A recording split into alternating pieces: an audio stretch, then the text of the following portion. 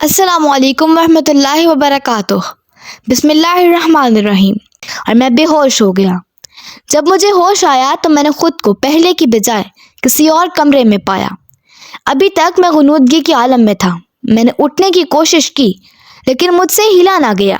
میں نے سمجھا شاید کمزوری کی وجہ سے ایسا محسوس ہو رہا ہے، لیکن جب میں نے غور کیا تو میرے دونوں ہاتھ اور پاؤں اسٹریچر کے دونوں اطراف سے بہت مضبوطی کے ساتھ بندھے ہوئے تھے۔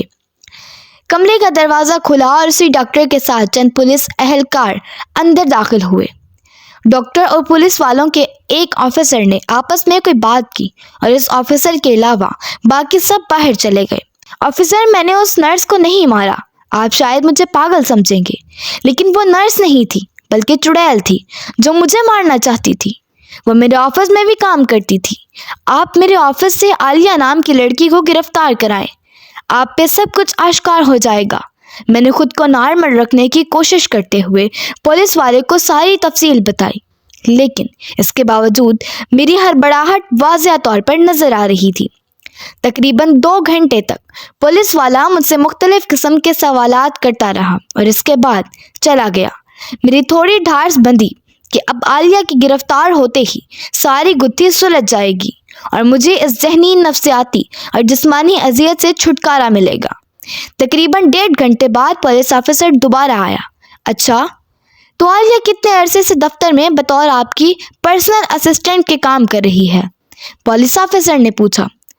تقریباً 6 مہینے سے زیادہ عرصہ ہو گیا تھا اسے میرے دفتر میں کام کرتے ہوئے، اور میں نے ابھی تھوڑی دیر پہلے تو آپ کو ساری تفصیل بتائی تھی۔ آپ دوبارہ کیوں پوچھ رہے ہیں؟ اور عالیہ کہاں ہے؟ میں نے پریشانی کے عالم میں پولیس آفیسر سے پوچھا۔ آپ خود پاگل ہیں یا ہمیں پاگل بنانے کی کوشش کر رہے ہیں؟ آفیسر مجھ پر چلایا۔ اب کی بار اس کے لہجے میں بہت کرختگی تھی۔ کیا مطلب آپ کا آفیسر؟ میرا یہ مطلب کہ آپ کے دفتر میں عالیہ نام کی کوئی بھی لڑکی کام نہیں کرتی، اور آپ کے پرسنل اسسٹنٹ کی سیٹ بھی پچھلے 6 مہینے سے خالی ہے۔ نہ صرف یہ بلکہ آپ کے آفس کے سٹاف کے مطابق آپ پچھلے کئی عرصے سے بہت عجیب و غریب قسم کی حرکتیں کر رہے ہیں۔ اپنے دفتر کے کمرے میں خود سے باتیں کرتے ہوئے پائے گئے ہیں۔ اسسٹنٹ کے ٹیبل پر روزانہ خود سے باتیں کرتے ہیں، اور آپ کے دفتر اور گھر میں نشے کی گولیاں بھی پائی گئی ہیں۔ میں منہ کھولے سکتے کے عالم میں پولیس آفیسر کی باتیں سن رہا تھا، اور میرے ذہن کے کسی کونے میں یہ خیال پروان چڑھ رہا تھا کہ شاید یہ پولیس والا مجھ سے کوئی گھناؤنا قسم کا مذاق کر رہا ہے یا میں کوئی خواب دیکھ رہا ہوں۔ لیکن اس وقت مجھے شدید حیرانگی کا جھٹکا لگا جب پولیس والے نے مجھے CCTV کی ویڈیو دکھائی جس میں میں روزانہ عالیہ کے ٹیبل کے پاس کھڑا عالیہ سے باتیں کرتا تھا، لیکن اب ویڈیو میں کہیں پہ بھی عالیہ کا نام و نشان تک نہیں تھا۔ اس کے بعد اگلے کئی منٹ تک پولیس والا مجھ سے پتہ نہیں کیا کچھ کہتا رہا، لیکن میرا دماغ مکمل طور پر معاف ہو چکا تھا۔ مجھے پولیس والے کی کوئی بھی بات سمجھ نہیں آ رہی تھی۔ ایک مرتبہ پھر میری آنکھوں کے سامنے سب کچھ دھندلاہٹ کا شکار ہو گیا، اور تھوڑی ہی دیر میں ہر طرف تاریکی چھا گئی۔ آج آپ کو عدالت میں پیش کیا جائے گا، ڈاکٹر نے میرے رپورٹس چیک کرتے ہوئے مجھے بتایا۔ سلطان صاحب، میں نے ایسے کچھ کیس پہلے بھی دیکھے ہیں۔ میں آپ کو ایک مخلصانہ مشورہ دے رہا ہوں کہ عدالت میں آپ کا وکیل جو کچھ بھی آپ سے پوچھے آپ نے اسے یہی جوابات دینے ہیں۔ ڈاکٹر نے مجھے مکمل تفصیل سے ساری صورتحال سے نمٹنے کا طریقہ سمجھایا۔ تو کیا آپ یہ چاہتے ہیں کہ میں عدالت میں یہ قبول کروں کہ میں پاگل ہوں؟ میں نے لاچارگی سے ڈاکٹر سے پوچھا۔ آپ کے اوپر قتل کا مقدمہ چل رہا ہے۔ اگر آپ یہ سب کچھ نہیں کرتے تو آپ کو 25-30 سال کی قید ہوگی، یا ہو سکتا ہے پھانسی دے دی جائے۔ لیکن اس طریقے سے آپ کو عدالت کسی پاگل خانے بھیج دے گی جہاں پر کم از کم آپ جیل سے 1000 گنا بہتر زندگی گزار سکیں گے۔ لیکن ڈاکٹر، میں پاگل ہرگز نہیں ہوں۔ یہ سب کچھ مجھے نظر آتا ہے۔ مجھے ایسے ڈراؤنے قسم کے خواب آتے ہیں، مجھے عجیب چیزیں نظر آتی ہیں۔ میں نے روتے ہوئے ڈاکٹر سے کہا۔ آپ کے عدالت جانے کا وقت ہو چکا ہے۔ چند پولیس کے اہلکار کمرے میں داخل ہوئے۔ اسٹریچر سے بندھے ہوئے میرے دونوں ہاتھ اور پاؤں کھولے گئے۔ ہتھکڑیاں لگا کر مجھے ہسپتال کے کمرے سے باہر پولیس کی گاڑی تک لایا گیا۔ عدالت پہنچنے کے 1 گھنٹے بعد میرے کیس کی کارروائی شروع ہوئی۔ تمام جوابات میں نے اپنے وکیل کے کہنے کے مطابق دی۔ تقریباً 1.5 مہینے تک میرا کیس ایسے چلتا رہا اور بالآخر نفسیاتی مریض تصور کرتے ہوئے عدالت نے مجھے ایک پاگل خانے میں داخل کرانے کے احکامات جاری کر دیے۔ یہاں پر جلد ہی میں نے خود کو ماحول کے مطابق ڈھال لیا۔ اسی ڈاکٹر کو میں نے اپنا ذاتی ڈاکٹر بنا لیا، جو ہر ہفتے مجھے باقاعدگی سے چیک کرنے آتا ہے۔ اس کے مستقل علاج سے میری طبیعت اب پہلے سے بہت زیادہ بہتر ہو چکی تھی۔ اب مجھے ڈراؤنے خواب بھی بہت کم آتے تھے۔ میری روٹین بہت بہتر ہو گئی تھی، کھانا پینا وقت پر تھا، اور چند اپنے جیسے سمجھدار قسم کے پاگلوں سے دوستی بھی ہو گئی تھی، جو پاگل تو نہیں تھے لیکن حالات کی ستم ظریفی اور لوگوں کی خود غرضیوں کی وجہ سے اس وقت پاگل خانے میں موجود تھے۔ وقت اسی طرح گزرتا گیا اور پتہ بھی نہیں چلا 5 سال گزر گئے اور باقی میرے علاج کے فقط 2 ہفتے رہ گئے۔ عدالت پہلے ہی میرے قتل کو میرے پاگل پن کی وجہ قرار دے کر مجھے علاج مکمل ہونے کے بعد رہا کرنے کے احکامات جاری کر چکی تھی۔ اس 5 سال کے عرصے کے دوران میں نے اپنی زندگی میں بہت کچھ سیکھا تھا۔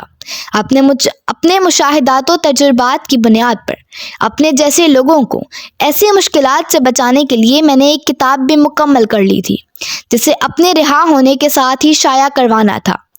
آج اگر میں زندہ تھا تو اس کا سہارا ڈاکٹر جمال کو جاتا تھا، جن کی حوصلہ افزائی اور مسلسل رہنمائی کی بدولت میں نے یہ کڑوا وقت بھی صبر کے ساتھ گزارا۔ آپ باہر جاتے ہی ہمیں بھول جائیں گے نا؟ میرے دوستوں نے مجھ سے الوداعی ملاقات کرتے ہوئے کہا۔ ہسپتال سے آج میرے جانے کا دن تھا۔ جہاں مجھے جانے کی خوشی تھی، وہیں ان چند دوستوں کی ان حالات کا دکھ بھی، کیونکہ صرف میں ہی ان کے دکھ کو سمجھ سکتا تھا۔ میں نے خود سے وعدہ کیا تھا کہ ہسپتال سے نکلتے ہی میں ان تمام لوگوں کے حق کے لیے، ان کی آزادی کے لیے لڑوں گا۔ ہسپتال کے پورے سٹاف سے ملنے کے بعد میں نے جانے کے لیے سیڑھیوں کی طرف چل دیا۔ سیڑھیوں کے پاس پہنچ کر میں نے ایک دفعہ پھر تمام لوگوں کو پیچھے مڑ کر دیکھا اور پھرتے جذبات پر قابو نہ رکھتے ہوئے میرے آنسو بہنا شروع ہو گئے۔ میں جلدی سیڑھیوں کی طرف مڑا تو مجھے سامنے لگے شیشے سے باہر نیچے کی جانب کچھ شناسا سے چہرے نظر آئے۔ میں نے دوبارہ مڑ کر شیشے کی طرف دیکھا، گو کہ میں 4تھی منزل پر موجود تھا، لیکن اس کے باوجود باہر کھڑے چہرے پہچاننے میں مجھے 2 سیکنڈ بھی نہیں لگے۔ یکدم میرے چہرے کے تاثرات بدل گئے اور غصے سے میرا چہرہ لال ہو گیا اور میرا خون کھولنا شروع ہو گیا۔ باہر عالیہ اور اس کا وہی بھتیجا مانی کھڑے تھے۔ جیسے ہی میری نظر ان پر پڑی، وہ مجھے ہی دیکھ رہے تھے، جیسے میرا انتظار کر رہے ہوں۔ انہیں دیکھتے ہی میرے سامنے میری زندگی کے پچھلے 5 سال کی بربادی کے سارے مناظر چلنا شروع ہو گئے۔ مجھے میری خوشیوں سے بھرپور زندگی سے عذابوں کے دلدل میں دھکیلنے والی ملزمہ میرے سامنے کھڑی تھی۔ میں اپنے غصے پر قابو نہ پاتے ہوئے فوراً سیڑھیوں کی طرف بھاگا۔ مجھے یوں اچانک بھاگتے ہوئے دیکھ کر ہسپتال کا عملہ بھی پریشان ہو کر میرے پیچھے آنے لگا۔ عالیہ کو دیکھ کر میری آنکھوں میں خون اتر چکا تھا۔ میں بہت تیزی سے نیچے کی جانب بھاگا۔ دوسری منزل کی سیڑھیوں پر سے اترتے ہوئے اچانک میرا پیر پھسلا اور میں بہت بری طرح پھسلتے ہوئے سیڑھیوں کے سامنے لگے شیشے کو توڑتے ہوئے نیچے جا گرا۔ میں صحیح سلامت کھڑا تھا، لیکن نیچے زیر تعمیر عمارت کی بنیادوں میں پڑے سریوں کے اندر ایک لاش دھسی پڑی تھی۔ ایک سریا اس کی آنکھ میں گھس چکا تھا، ایک کھوپڑی کے اندر، اور 5 سریے اس کے جسم کے باقی حصوں میں شامل ہو چکے تھے۔ یہ لاش میری ہی پڑی تھی اور زندگی سے ہمیشہ کے لیے آزادی حاصل کر کے پاس میری روح کھڑی تھی، جس کے اندر اب انسانیت نہیں تھی۔ وقت و جگہ کی قید سے آزاد ہو کر اب میری بھٹکتی ہوئی روح کا مقصد صرف و صرف بربادی تھا۔ اب میں ہر جگہ ہر وقت موجود ہوں۔ جب آپ میری زندگی کا یہ اذیتوں بھرا واقعہ پڑھ رہے ہوں گے، میں اس وقت آپ ہی کے پاس، آپ کے ارد گرد کہیں پہ موجود ہوں گا اور آپ کا گلا دبا دوں گا۔ اس طرح کی اور دلچسپ کہانیوں کے لیے ہمارے چینل کو سبسکرائب کریں۔ سٹوری اچھی لگی ہو تو ویڈیو کو لائک کریں۔ شکریہ۔